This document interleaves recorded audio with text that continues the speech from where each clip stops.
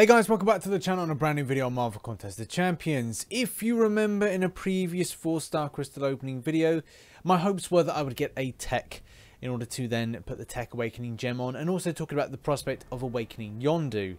And I was going to use this up here for that. I've now changed my mind, and there's very good reason why. As just before recording this video, it was announced that Yondu would actually be in the basic arena when it came to round 1 on November the 30th and also round 2 on December the 4th. So this basically means that either one of those days, if I want to grind out Yondu, I'd probably be best off to then do that process so I'm not wasting that 4-star tech awakening gem. And I really kind of use that in a kind of light term, wasting, because I could kind of front a good amount of points myself quite comfortably, but then that 4-star tech awakening gem could then therefore be used on two champions that I really want to get, which is Stark Spidey and also Punisher 2099. And either way, that's where it's going to be. I'm going to save it and concentrate on the arena grind, which kind of puts me in a little bit of a predicament. What other tech do I then rank up and boost? And obviously I did talk about another champion, and I'm very happy to announce that the one that I ranked up was my 4-star Rocket Racoon. And there's a very good reason. A lot of people will kind of now just go, why the hell have you done that? But some will kind of go, alright, okay, I see your point. So the first point with regards to why I chose this 4-star version over the 5-star version is because basic grinding. I want to grind more basic 4-stars. And the kind of push is to kind of increase my 4-star rank 5 roster just a little bit. Not a huge amount, just a little bit. Because of the 5-stars that I've got, they're not going to make any headway. And I think by the end of this year, I will probably see an increased 5-star roster, especially with usable champions. This current version of Rocket Racoon has a level 70 with regards to ferocity, and is a champion that I do actually slightly enjoy. I had him at rank 4 for a hell of a long time, and I'm feeling that this is a good time to put him up to rank 5. The main two stats that I really like about Rocket Racoon is his critical rating and also critical damage rating, two things that make him absolutely exceptional when it comes to crit damage. You know, it's pretty tasty, and we'll see some examples of it. Before I go anywhere, please guys, check out this video. I did a comic book history video and a kind of a slight review. But, you know, if you want to just like enjoy a little bit with regards to comic book history, I did this video here.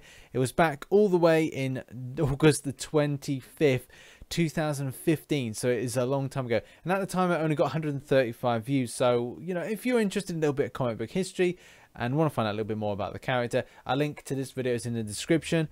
Man, that's a long ass time ago. So what sold Rocket Racoon to me as a champion that I had to take up further? Well, the first thing is, as I said, I'm looking to increase my basic 4-star arena roster, and this guy had to be one of those based on the amount of damage that he can do, because he deals out a lot of damage.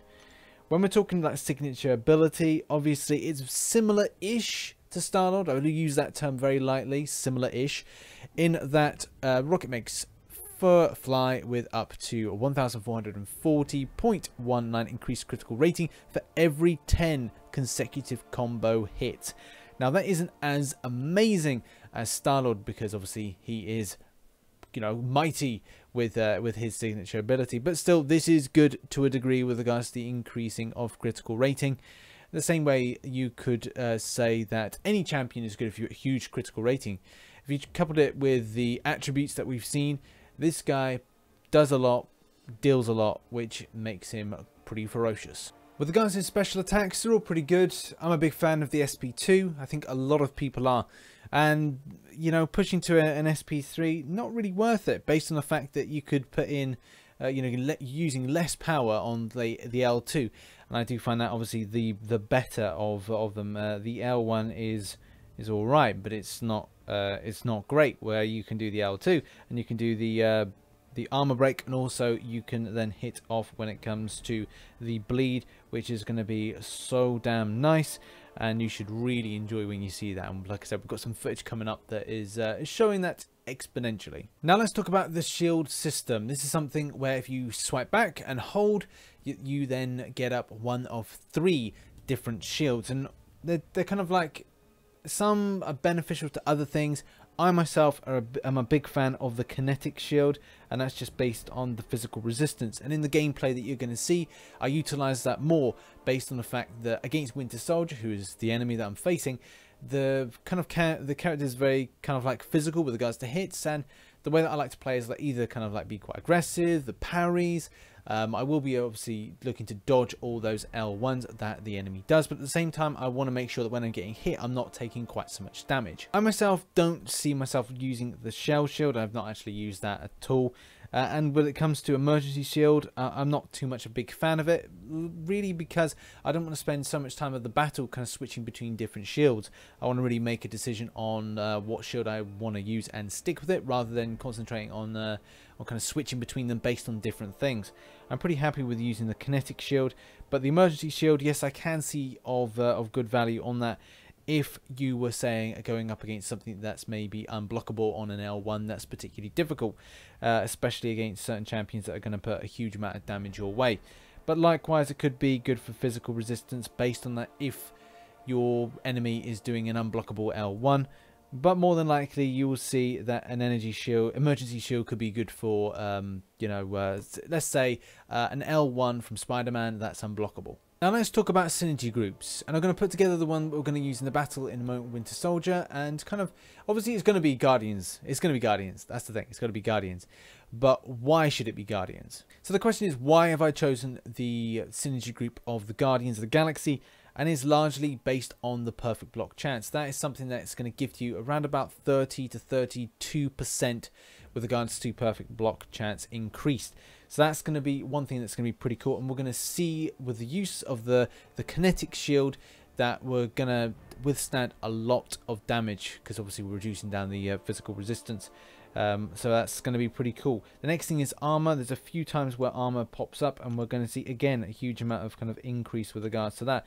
And that's one thing that Racoon lacks. He lacks armor and he lacks perfect block, because the other things that make this champion really good is the critical rating, critical damage, the attack in general is quite strong for the champion. So increasing all those things that are weakness in that champion means that you're going to create something that's pretty darn decent. It's a shame that the champion isn't more utilized in a lot of kind of end game content, but at the same time I can see why it does restrict players to just using the synergy group, which is the Guardians of the Galaxy. But as we're going to see now, a Winter Soldier, this is fun, like, and this could be something that if someone wanted to use this team in the realm of legends, then that's, that could be good. I would say you'd have to swap something out with regards to taking on Wolverine. So look at something with regards to Guillotine in order to kind of take down that problematic heal from the regeneration. So let's kick into some action and watch him kick some ass against Winter Soldier.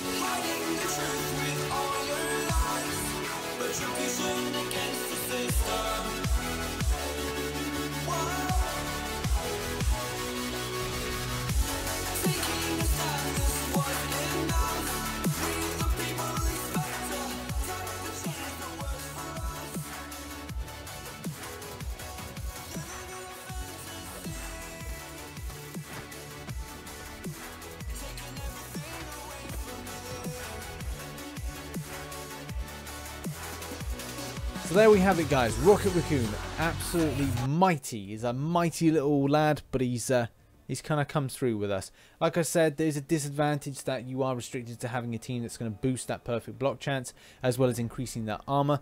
But obviously the kinetic shield is something that does stand pretty strong. But at the same time, it's not kind of putting a well-rounded fighter in, and you're going to really rely on those heavy crits, heavy bleeds that the champion gets, especially off the L2. I would say check your masteries. If you were looking to use this champion as a kind of a lead champion, then make sure you've got things that are going to increase your critical damage rating, obviously critical rating in general.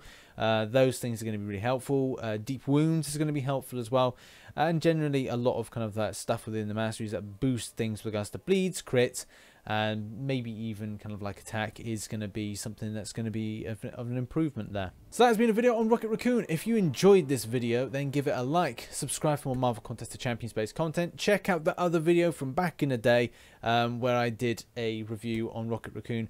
But at the same time, if you don't want to see the review side of things, then watch the very early segment, because I do cover some comic book history of Rocket Racoon. And obviously, like the video as well. Thanks very much for watching and your support on the channel. I've been RichTheMan. If you want to follow my social media, links are popping up now, and I shall catch you on the flip side. Bye-bye for now.